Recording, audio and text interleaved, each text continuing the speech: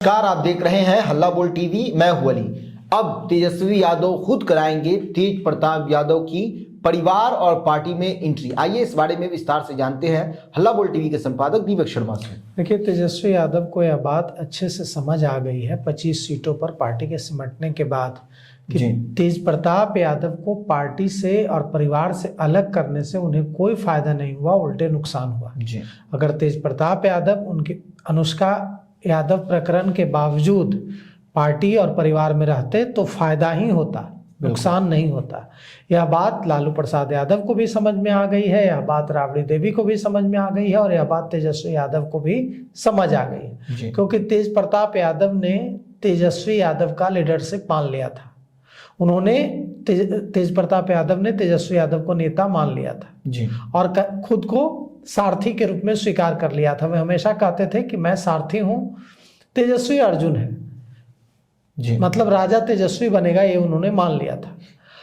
इसके बावजूद क्या करना था तेजस्वी यादव को? तेजस्वी यादव को अपने भाई बहनों की जो छोटी छोटी इच्छाएं थी उसको पूरा करके परिवार को एकजुट रखना था। लेकिन तेजस्वी यादव वे नहीं कर पाए। तेजस्वी यादव की बहन रोहिणी आचार्य ने उन पर गंभीर आरोप लगाए, तेजस्वी यादव के बड़े भाई तेज प्रताप यादव ने उन पर गंभीर आरोप लगाया और मीसा भारती के नाराज होने की खबरें भी चलती रहीं। इससे तेजस्वी यादव की छवि कमजोर हुई। देखिए, राजद के पास जो है वो है यादव वोट। जिस दिन यादव वोट बिखरा उस दिन मुसलमान वोट अपने आप अलग हो जाएगा। तो राष्ट्रीय जनता दल के पास आधार है जो 14% यादव हैं। वे अगर 14% यादव नहीं खड़े रहते हैं राजद के साथ तो राजद खत्म हो जाएगा। अब तेजस्वी यादव को यह समझना होगा कि तेज प्रताप यादव भले ही अकेले 44 सीटों पर चुनाव लड़कर कोई कमाल नहीं दिखा पाए, लेकिन अगर तेज प्रताप यादव आरजेडी के साथ लड़ते तो 2-4 सीटें तो बढ़ ही जाती। बिल्कुल, एक तो महुआ सीट निकल जाती जो कि तेज प्रताप यादव अलग लड़ गए और वहां से आरजेडी के कैंडिडेट मुकेश रोशन थे, वो अलग लड़े। 2 कैंडिडेट हो गया, एक लालू प्रसाद यादव का बेटा खुद और एक आरजेडी का कैंडिडेट।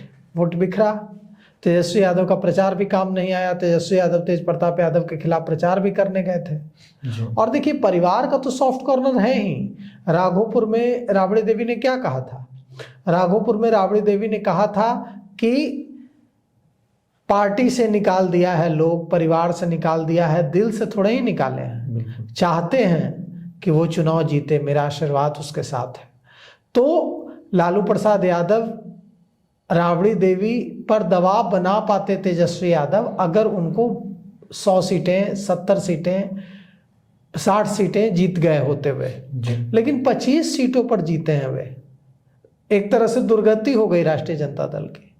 तो ये जो 25 सीटों पर जीत है, इसके सहारे वे परिवार को, लालू प्रसाद यादव और राबड़ी देवी को बहुत दिनों तक इसके लिए नहीं रोक पाएंगे कि तेज प्रताप यादव को लाने से राजनीति में नुकसान होगा। तेज प्रताप को अलग करके ही क्या फायदा हो गया? तो कुल मिलाकर के अब तेजस्वी यादव खुद तेज प्रताप यादव की एंट्री करवाएंगे, जिससे उनकी छवि एक उदार भाई की बने, एक बड़े दिल वाले भाई की बने। और कम से कम नए वोटर्स तो नहीं ही जुड़ रहे हैं, कम से कम जो यादव वोटर है 14% वो उनके साथ रहे, ये कोशिश होगी। अभी देखिए, अभी सबसे बड़ी जो आरजेडी के सामने जो समस्या है वो ये है कि मार्च में राज्यसभा का चुनाव होने जा रहा है। और मार्च में राज्यसभा का चुनाव होने जा रहा है और अगर महागठबंधन के सारे दलों की विधायकों की संख्या जोड़ दें तो 35 है, जबकि एक राज्यसभा सांसद भेजने के लिए 41 विधायकों का सपोर्ट चाहिए। मतलब 6 विधायकों की जरूरत है, तब महागठबंधन दे पाएगा, भेज पाएगा अपना एक नेता राज्यसभा। ऐसे में अगर ओवैसी से संपर्क साध लेते हैं तो 35-5 40 हो जाता है। एक बसपा का अगर कैंडिडेट सपोर्ट कर देता है तो 41 हो जाता है। तो एक महागठबंधन राज्यसभा में अपना एक सांसद भेज पाएगा। लेकिन यह तभी होगा जब ओवैसी सपोर्ट करें। अब ओवैसी क्यों सपोर्ट करेंगे तेजस्वी यादव को, महागठबंधन को? इन लोगों ने तो ओवैसी को रखा नहीं चुनाव के समय महागठबंधन में। तो अब हो सकता है कि ओवैसी को दोनों तरफ से प्रस्ताव जाए। जी। ओवैसी को नीतीश कुमार भी बात करें कि आप हमारे कैंडिडेट को सपोर्ट कीजिए, या चिराग पासवान बात करें अगर चिराग पासवान को सीट मिले, या भारतीय जनता पार्टी को अगर वो सीट मिले तो भारतीय जनता पार्टी बात करे, जिसको 5वीं सीट मिलेगी वो बात करे एनडीए की तरफ से। और यह भी हो सकता है कि ओवैसी भारतीय जनता पार्टी से दूरी दिखाने के लिए आरजेडी और महागठबंधन को सपोर्ट करें इस चुनाव में। हालांकि लगता नहीं है जितने नाराज हैं असदुद्दीन ओवैसी, क्योंकि असदुद्दीन ओवैसी जब सीमांचल का धन्यवाद करने पहुंचे थे तो उन्होंने साफ कर दिया था कि वे नीतीश कुमार सरकार को समर्थन देने के लिए तैयार हैं अगर वे सीमांचल का विकास करने का उन्हें भरोसा दें। तो जब नीतीश कुमार सरकार को वैसे समर्थन देने के लिए तैयार हैं तो राज्यसभा चुनाव में क्यों नहीं देंगे समर्थन।